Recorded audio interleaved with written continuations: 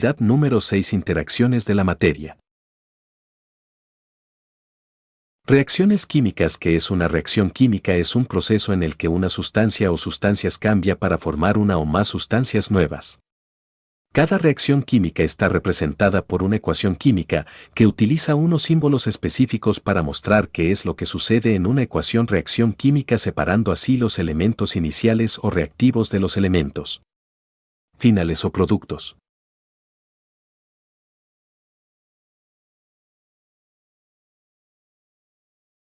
Tipos de reacciones químicas. Reacciones de sustitución. En una reacción de sustitución, como su nombre lo indica, ocurre un intermedio de elementos entre los compuestos que reaccionan, formando así nuevas moléculas con propiedades químicas distintas. Se puede representar de la siguiente forma.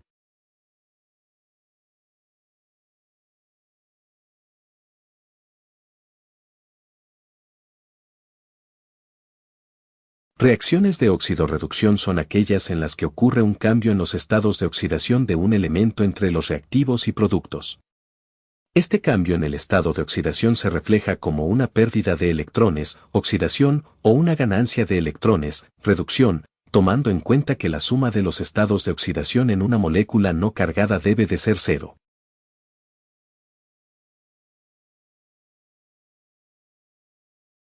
Reacciones de combinación son reacciones de óxido-reducción en las cuales al menos dos sustancias se juntan para formar una nueva sustancia. Se representa de la siguiente forma.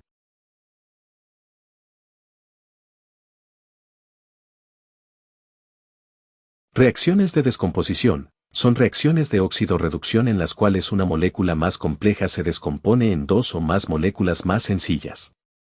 Se representa de la siguiente forma. La velocidad a la cual ocurre una reacción depende de cuatro factores principales. Naturaleza de los reactivos. En general, se sabe que la reacción que ocurre entre iones, partículas cargadas, son más rápidas ya que son más inestables y tienen más capacidad para reaccionar, pues su última capa de valencia no está en equilibrio y todas las moléculas tienden al equilibrio. Por otro lado, las reacciones entre sustancias covalentes suelen ser más lentas. Por otro lado, la superficie de contacto de los reactivos es también fundamental en la velocidad de la reacción. Temperatura. La velocidad de las reacciones aumenta cuando se aumenta la temperatura.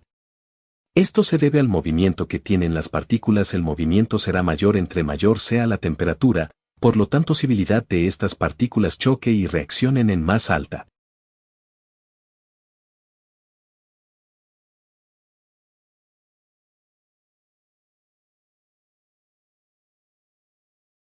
Concentración. Hay mayor concentración, mayor velocidad en la reacción hasta que la mayoría de partículas hayan reaccionado.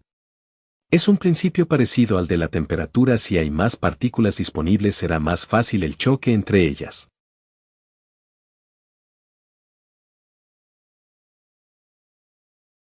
Catalizadores. Los catalizadores no son reactivos, es decir que se encuentra en los productos de forma inalterada, pues no ha reaccionado, simplemente ha facilitado que ocurra la reacción porque ha disminuido la energía de activación necesaria para que se lleve a cabo la reacción.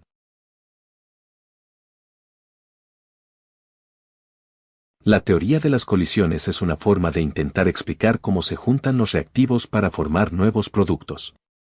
Esta teoría propone que las sustancias deben de chocar o colisionar para formar los productos, pero no todos los choques serán efectivos. La efectividad en la colisión depende de los factores ya mencionados que determinan la velocidad de la reacción. Estos choques formarán un compuesto con mucha energía llamado complejo activado.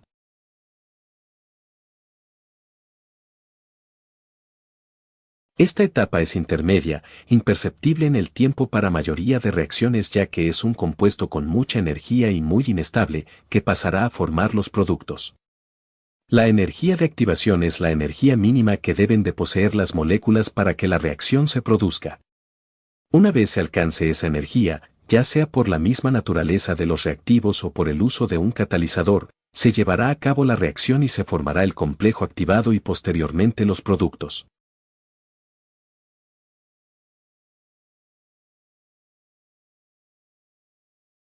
Equilibrio es igualdad en la velocidad de dos fenómenos opuestos, de manera que no hay tendencia hacia ninguno de los fenómenos. Piensa por ejemplo en un sub y baja. Si dos personas que pesan lo mismo y ejercen la misma presión se suben, entonces se podría decir que el sub y baja está en equilibrio. Aparentemente no se están moviendo y no están ejerciendo ninguna fuerza sobre el sub y baja. Sin embargo, equilibrio no es lo mismo que falta de movimiento, sino que más bien es dos movimientos contrarios de la misma magnitud. En el momento en el que una de las dos personas ejerza una presión mayor sobre su lado del sub y baja, se perderá el equilibrio y su lado caerá.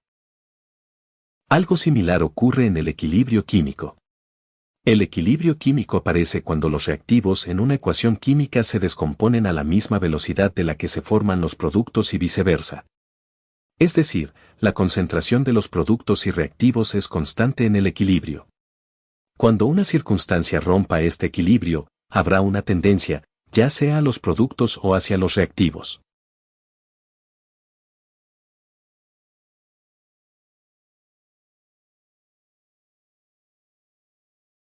Estabilidad del agua. El agua, H2O, es la molécula más abundante en el planeta, es la que compone casi el 70% del cuerpo humano y es además conocida como el disolvente universal.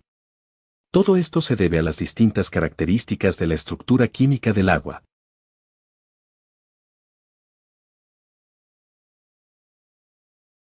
Las moléculas de agua son muy estables y no reaccionan con otros componentes fácilmente.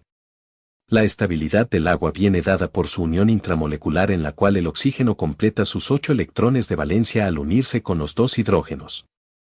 Esta estabilidad del agua es la característica que le hace muy buen solvente. Cada molécula de agua posee 2 átomos de hidrógeno, haciendo posible la formación de puentes de hidrógeno con otras moléculas, posibilitando así la disolución de los compuestos. Además, el agua es una molécula polar, o sea, forma polos de energía por la disposición de sus electrones, de tal forma que todas las moléculas polares serán también hidrofílicas, es decir, que pueden disolverse en agua. Por otro lado, las moléculas no polares serán consideradas hidrofóbicas y no se disolverán en agua. Un ejemplo de esto es el aceite, que no se mezcla con el agua porque es no polar. Al ser el agua muy estable, ya se ha mencionado que no reaccionará con nada, solo lo disolverá, no se formarán nuevas moléculas, solo se formará un complejo hidratado que le dará la característica de acuoso a dicho compuesto. Sin embargo, hay una forma en la cual el agua reacciona y es cuando ésta se disocia. Balanceo de reacciones químicas. Una ecuación química debe estar balanceada para que pueda considerar como completa. El balanceo de las ecuaciones se basa en el principio de conservación de la materia no se crea ni se destruye, solo se transforma. Por lo tanto, si en el lado de los reactivos hay cierto número de átomos de un elemento, del lado de los productos debe estar el mismo número de átomos de ese elemento.